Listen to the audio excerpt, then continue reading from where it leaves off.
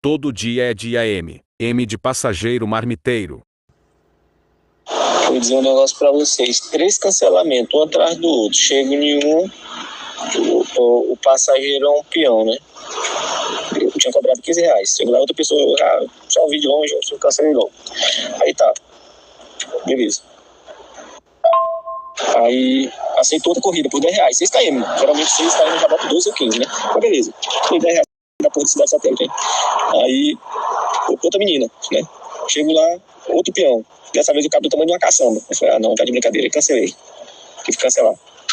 Vixe, eu não sei não o que dá na cabeça desses caras. Porque eles não baixam pro aplicativo, o bicho dá vontade de dar uma pisa, mano. Mas, paciência. Fala, drivers. Eu, sinceramente, na minha opinião falando, eu não tiro nem uma vírgula, nem um ponto do que meu amigo falou. O bom senso já tem passado longe nesses últimos anos que trabalhamos por aplicativo.